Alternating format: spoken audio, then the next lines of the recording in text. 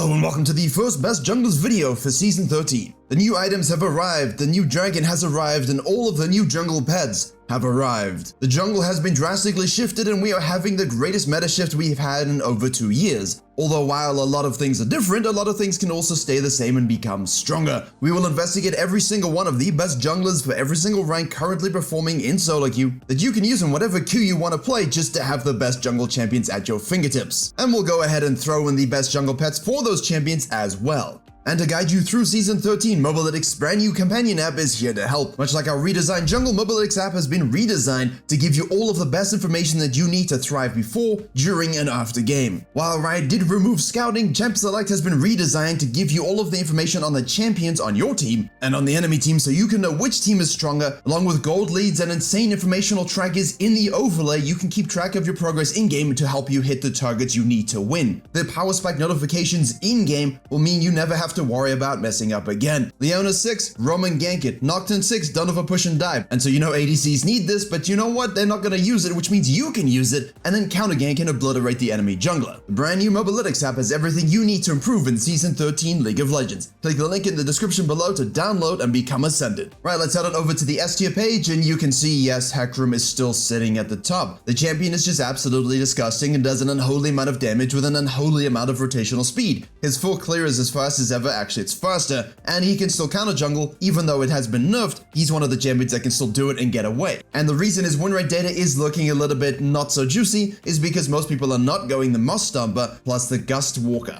and instead are going for the damage smite. My friends, you do not need more damage. What you need is shields, tenacity, speed that gives you more damage. These things amplify your strengths tenfold. Not to mention we have disgusting Spirit Shojin builds, full AD builds, and that's why his win rate goes down because guys, you're not a tank. You're gonna assassinate someone, sure, but then you're dead if you get CC'd and make the wrong engage. However, those who have stumbled upon more hybrid nature builds or understand the nature of squishy gaming, those are really absolutely destroying people, full clearing faster than ever before, dominating teamfights better than ever before, and really enjoying the new jungle. Next up, we have Echo, and now a lot of assassins or specifically strong junglers who can use the Scorch Claw's slow and burn damage tick are actually having a better time than those who can abuse the other two smite itemization, although there are fewer of them, and one of them is Echo. Now, he was getting pretty strong. I put him in the previous best junglers at the end of Season 12 and said, hey guys, this is a pretty damn strong pick. I don't even think it's hidden OP. Play it. And, you know, people don't play it. They think, Echo, a little boring, slower clearing. Well, guess what? With Season 13 jungle, you are now a full clearing jungler. That's right, a full clearing jungler, don't 5 camp, get on the map level 4, and an Echo with a lead, especially a small experience lead early so he can get the first strike cash money lead, yeah, that's kind of dangerous and scary. The build hasn't changed, you just absolutely love the fact that you can clear faster, there's more gold on the map in the form of laners' lives, and there's a Scorch Claw which helps you more than the red smite. Not only did we have the blue smite component previously, which we now have still, but they've added more things to the smite that gives us more damage and slows. So, you know, he just got straight buffed. Much like Graves, the champion is absolutely monstrous, and he was at the end of Season 12. We saw the pick rate and the ban rate and the win rate in Master Plus 20+%, 51, 52% win rate, huge ban rates. I don't think anybody here enjoyed facing a Graves who would do either everything and annoy you, or nothing and annoy you because you try something and he'd take your whole jungle. Now, he still takes your own jungle, but it takes a little longer, so at least we have some chance to see him leave as he's taking it. Secondly, while his itemization is pretty much the same, the Ravenous Hydra tech is proving interesting and spicy, but not exactly as OP as some would claim. There are some crit builds showing up with Navuri's Quick Blades that I kind of thought up in practice tool, unfortunately for me, but overall his standardized builds are still the ones that are thriving and the best set for you to win. However, stop going Scorch Claw. He is not a Scorch Claw jungler. Does he need more damage? No. What does he need? The ability to true grit passive stack, get into fights, and not die while dishing unholy DPS, and that is what he does with Moss Stomper.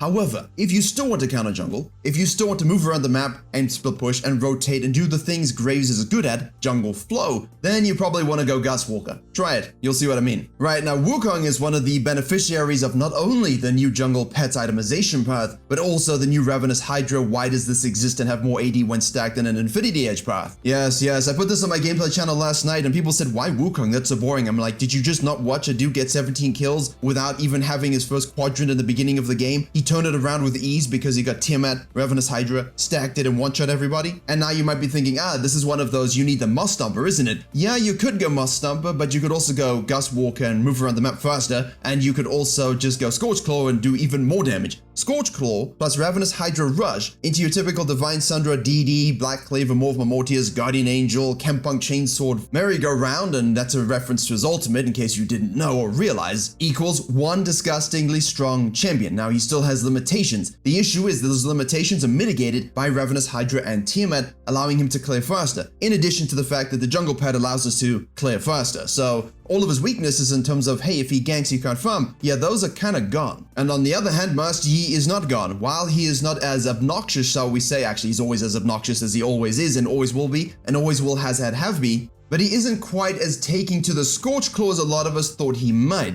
Instead, it's definitely more the Moss Stomper showing indications of, hey, this dude wants to go in. Now he can because he's got Shield, Tenacity, and Slow Resist, and that helps when you are just trying to get back into Alpha as soon as possible. Now, the Scorch Claw slow and the damage burn, yeah, that does help, but he isn't getting as much of a benefit as the other junglers above him in terms of the itemization plus the jungle pet system. You're still going Lethal, Blade of the Ruin King, Kraken, Rageblade. These are still the ways to play. The faster clearing speed and obviously the ability to secure heralds with significantly more value. Remember, we covered Cenarius' rank 1 Master Yi style, and the whole goal is 9,000 gold by 14 minutes. With more experience comes more ability to make plays, which results in the more ability to get gold. Now, Evelynn deeply concerns me, and this isn't because of her quotations on Void stuff, which you should still be building, especially against all the tanky boys running around. No, it's that she has a bit of an unholy synergy to every single jungle pet. Now, don't go Moss Stomper. You can, but you don't really need to. You're not an engager. Go Scorch Claw or Gust Walker. These are your two choices. Both are equally as good as each other. If you kind of like to snowball and get ahead more early than other Evelyns and you just want to amplify your damage tenfold, you can do that. If you're someone who never has an issue with damage later on and you feel like that slow plus that tick plus that extra damage isn't necessary, then you can go Gust Walker and simply be able to get into fights and sneak around brushes and kill ADCs with more speed. And like Raze clears her own jungle incredibly quickly, but also can still counter jungle effectively. Yes, we have 20% more damage to our own camps than enemy camps, but as long as your counter jungling is well thought out and done properly and executed properly, and you're kiting the camps, yes, you can still kite the camps, you can still get in and snack a lot of stuff away from people. So do it, and then kill them, and then kill everybody. Next up, we have to talk about Vi. The only thing holding her back at this stage is simply the fact that she doesn't have as high a play rate as the other champions on this list. But the Scorch Claw plus Moss Stomper is better. Scorch Claw is good for damage and snowballing, but Moss Stomper will be objectively better for her. They are giving her everything she needs to offset a lot of weaknesses. You can go all in and now survive and get out of that CC chain that you're invariably going to get caught up in a lot faster, or you can do even more damage to guarantee the kill on the target you so chose to die. Not to mention all of your itemization is juicy, fresh, and rock solid. She was 4 camping, 3 camping, and now you can easily, I mean, you could 5 camp, but now you can easily 5 camp. I don't recommend 6 camping, but hey, if you wanted to, you could. And a Vi with a lead, a Vi with more damage, and a Vi with extra tankiness, all of these things scare enemy squishies. And Kha'Zix really scares enemy squishies because Gust Stalker is the best one to go. I realize I said Stalker instead of Walker, but you know what, for Kha'Zix, it works. You can use your ult from the bush and be able to really get far into lanes and into fights, especially with that movement speed amp in the mid to the late games where you're looking for that access point into the skirmishes and fights. Yes, again, Scorch Claw works, but the Gust Walker really is something potent with your R evolves and your R uses, especially when you can reposition amongst bushes with your ultimate again and go back in for more unseen passive threats and reposition so that you're not seen at all. It's going to be quite annoying to deal with. However, this is definitely a more skill pick. I'm only putting him here because not his data being better than everybody else's, but because his data looks strong, and in a skill player's hand, this is something absolutely terrifying. And not to mention Ravenous Hydra, as I mentioned, Vanguard players, Kha'Zix players, we remember building Ravenous Hydra in Season 4.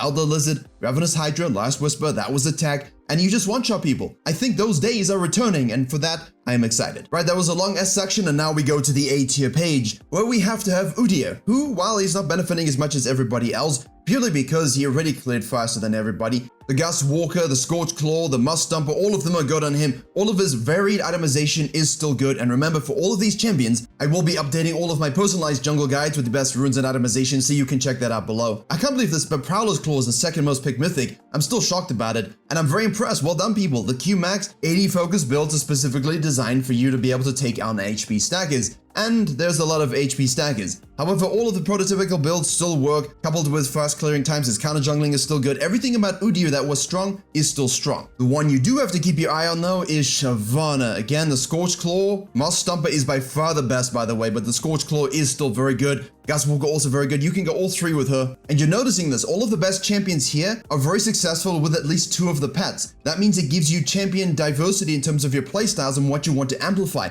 and that's great. Maybe I'll make a video on which of the pets you should choose and why down the road. But the return of the Iceborne Gauntlet has shown potent on the Shyvana champion. The Demonic's Embrace is still thriving, and obviously if you want to go your AD Drain Fighter tank, you want to go full AP Nuke Bomb, all of these things work. You adjust your pet accordingly, and you destroy people because the fast clearing jungle meta still exists, because now it's a faster clearing jungle meta. Rengar is my spicy pick, and you know what, actually, I just said 2 of the 3 pets are good on all of these champions. Yes, you can go Moss Stomper and Scorched Claw on him, but they're actually not that great. 100% we want to go Gus Walker. Why? Because our movement speed increases our jump distance when we leave brushes, and as soon as that comes online, great. And because we can go Ravenous Hydra, stack the Bone Tooth, stack the Hydra, full clear the jungle, annihilate ADCs, and then move around the map in the bushes with so much speed and potency with our jump. I mean, that's a lethal combo. Obviously, the champion is difficult. Obviously, executing this isn't as easy as other champions on this list. Yes, Fiddlesticks mains might be crying a little bit about their clears that they spent 1,000 hours in practice duel, but hey, think of it this way. Now, instead of doing that, you can spend 1,000 hours playing the actual game. How about that? Your itemization's still good, and you still clear very, very fast. You still sequence, you still spike in the mid game. Everything that made Fiddlesticks is still in the game. The only thing that changes is you're not going to start Raptors and join them with the red. You're not going to start Wolves and join them with the blue. But your clear speed will amp up still dramatically. You'll still be able to very easily destroy games. And with the Scorched Claw and the Gus Walker providing you everything you need in terms of movement speed with your ultimate or burn damage with your AoE, he's good. Yeah, Xin Xiao concerns me because there's a lot of varied builds going on. What happens when you give him the ability to go Ravenous Hydra with scaling AD? Scorched Claw, much like the Wukong, now he can clear significantly faster. He can snowball significantly harder, and when someone like this does that, there's almost nothing you can do in a lot of cases. And there is some filthy spear Shojin abuse going on around the map. If you are a hyper-ganking, hyper-snowballing jungler that just couldn't find a foothold in Season 12 and before, you must really be loving the Hydra tech plus the jungle tech, no? Balveth, however, because of the cheese and the solo starts and enemy raptors and things like this, that will compromise some of your strategies, but there's still nothing wrong with a champion you can play exactly as you did. It's really funny for me to see people still go lethal tempo and have bad win rates with it, when you straight up could just go Conquer, Kraken, Slayer, Blade of the Rune King, melt every HP stacker and tank in the game, and just enjoy yourself without overthinking it. The only thing you need to think about is which pet do I go, and then you have to think, well, why isn't it Moss Stomper? Yes, it should be Moss Stomper, because now you do get the tenacity and the slow resist you want, you do get the shield you want, and you get that strong itemization.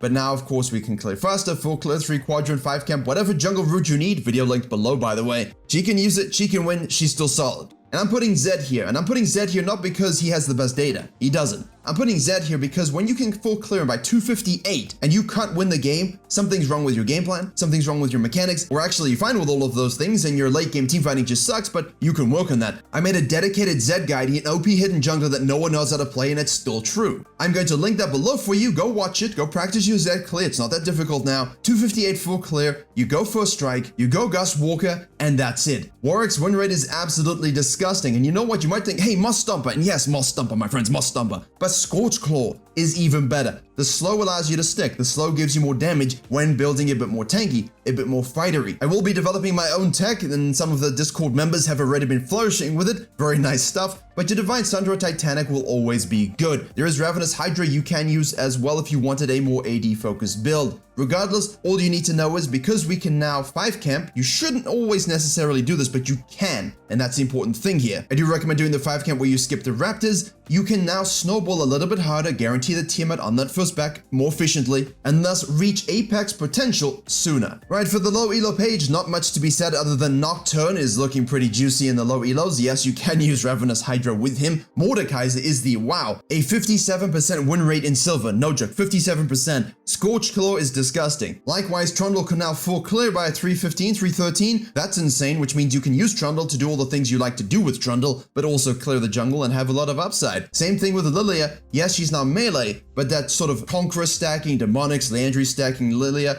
that's amped up significantly. She's not seeing the win rate boost in higher elos, but in low elo, dominating. High elo should leave us absolutely no surprises other than Lee Sin is good in this elo because he's a pilot skill cap champion. Virkayu on the other hand, absolutely terrible. The pick rate data is solid, but his win rate is like 44%, despite being one of the highest picked in high elo. Really struggling to find his calling in this new jungle because he already could do a lot of things so great, and he hasn't had the same direct benefit that other junglers have. The secret tech here is Kindred. Most of you were all building Scorch Claw, which plummeted Kindred's win rate, which means Rider not buffing it. Kindred's win rate in high elo was always good because I understood that Gus Walker and Moss Stomper were the two we wanted to go, which are the two you should be going, and you'll notice that you're fine. Now you're getting a 10% buff on your Q, which means I'll see them on the thumbnail next edition. Finally, for a not so great win rate hidden tech that I thought I saw in scouting that was pretty good, and I Will Dominate has confirmed as well, Rumble. Very difficult to play, difficult to execute, not the best data, but something that I think a lot of you, if you're Master Plus, should try and see exactly how strong it can be, because in the right hands, it is. There you go, all the best junglers for every single rank for Season 13. A longer discussion this time around, but hopefully you enjoyed and learned something. If you want to know every single jungle route you might need for Season 13 for the next 12 months, that's right,